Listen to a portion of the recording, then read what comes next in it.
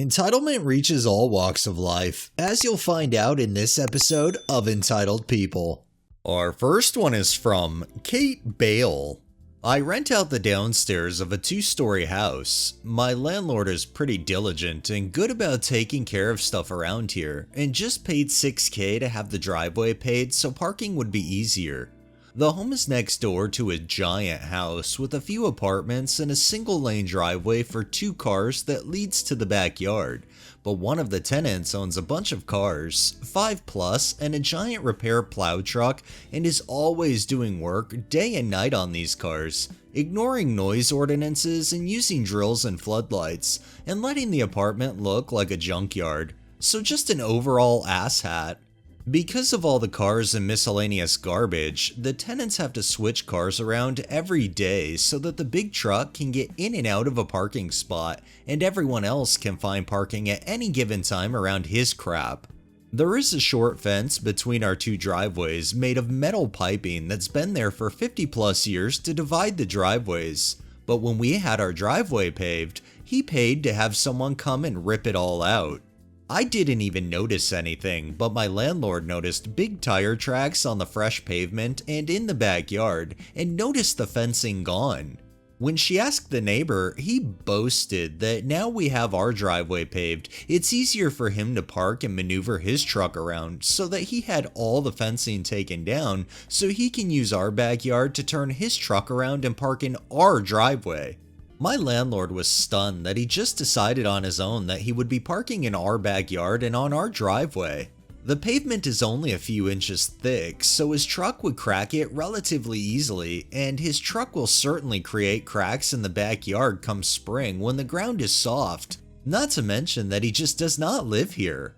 So I come home last night and the landlord is outside with her fiance putting up this ugly chicken wire fencing and regaled the whole story to me and told me to tell her if anything happens. Well, I come home from classes today and the guy is outside and runs over when I'm home and starts cussing me out for putting up a fence and telling me we need to take it down and pay him for half of the cost of removing the old fence. I didn't even know what to say. I just let him know that it's not happening and he doesn't have permission to use the driveway or our yard. Well, while I was inside, he ripped out all the fencing we put up.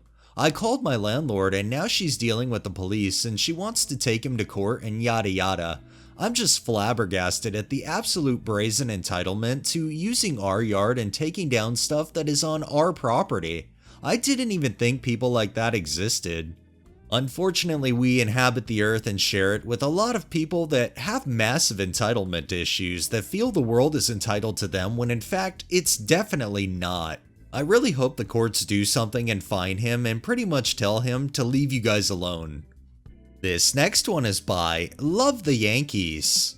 My sister teaches in a public middle school in a very affluent town in New Jersey. They just decided to close a week early for Christmas since so many kids tested positive for COVID. It reminded me of what happened last year when classes were 100% online. The superintendent of schools sent out a detailed class schedule for the coming year. Each class would be a combination of group video calls and independent assignments with the teachers available to work with individual kids or small groups. If any special supplies were needed for art or science projects, parents could pick them up at a designated location at the school each Monday. No one was happy with the arrangement, but this was the best they could do. One parent in particular was not happy at all. Her family had decided to ride out the pandemic at their condo in Hawaii. With the 6-hour time difference, there was no way her kids could be expected to attend classes at 9 a.m. Eastern Time. So her kids' school day should start at 9 a.m. their time, 3 p.m. in New Jersey. And obviously there was no way she could pick up supplies on Mondays, so the teacher should FedEx them to her. But this was only temporary. They would be spending the Christmas break at their cabin in Colorado and would probably stay there through the summer. She'd let him know so he could adjust the schedule. The superintendent thanked her for notifying him that the kids had moved out of the district. He was disenrolling them from the school and shutting off their remote access. If and when they returned, she could re-enroll them. In the meantime, if she would tell him which school they were attending in Hawaii, he would forward their records. that was the last anyone officially heard of the parent. Apparently, they've moved back to New Jersey, but the kids are now in a private school. What was she really expecting, honestly, for them to wait on her hand and foot? Yeah, I'm glad that the superintendent ended up disenrolling them, because if they're no longer in the district, they shouldn't have to account for those kids. This next one is from LollipopTrash04. Sharing my post from Am I the Asshole, as I think some of you will like this. Revised post, his title had an error in it. My younger sister went through a pretty rough time as a young adult. Drinking and doing drugs and generally being wild. She ended up getting pregnant and giving birth at age 18 when I was just a few weeks away from turning 21. She did not want the child after giving birth. She refused to even pick up the child and would leave her sitting in dirty nappies. Despite never wanting children myself either, I stepped in and adopted my newborn niece as my daughter.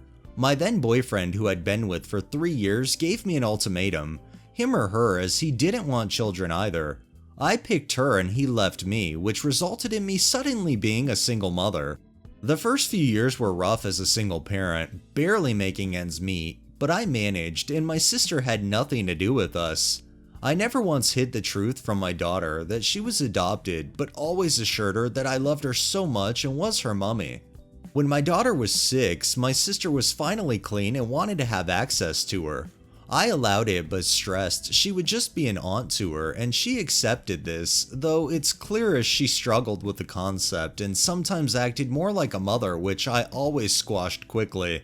My daughter is now 8, and I've been offered a job in a different country. The pay is almost double my current salary, and the company is helping us find a home, putting my daughter in an international school and after-school care. So of course I'm going to take it, but this resulted in my family having a meltdown about how I can't do this and how it's cruel to take my daughter away from her family and how it's not fair to my sister.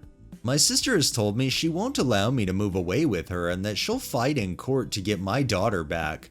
I've talked to lawyers and it seems she doesn't have a leg to stand on as my daughter is legally my daughter, but the rest of my family is telling me I'm being extremely cruel, and if I cared about my sister, I'd turn this job down. I left home at 16 and finished my education.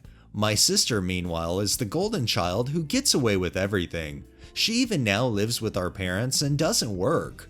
My daughter, while sad to be leaving her school and friends, is excited for the move. I've been teaching her about the country every night before bed, and we've gone to some authentic restaurants to try food from there. I've also promised her we'll fly back at least once a year to visit and she can have FaceTime calls with her friends. I feel like my family are angling for me to eventually just hand my daughter back over as if I was just a temporary filler for my sister, which will obviously never happen, and my lawyers are involved in this matter.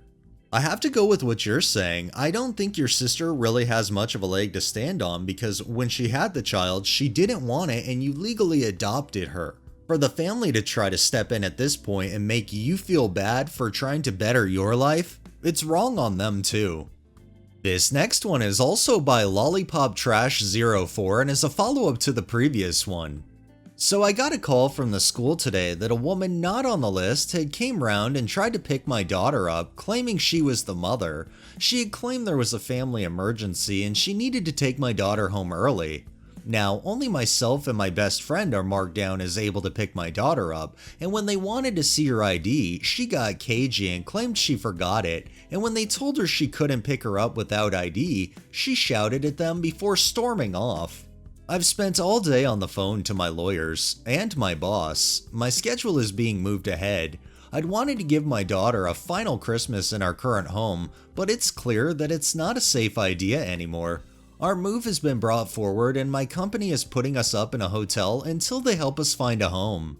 It literally seems like the family and sister is completely unstable and you are making the right decision to make the move early. It's sad that you can't enjoy Christmas in that home one final time, but you have them to thank.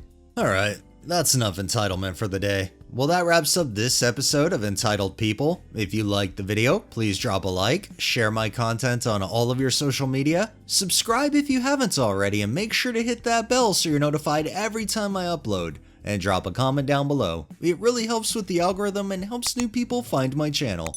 Thanks for watching, Thanks to my patrons. Have a great day and stay safe out there.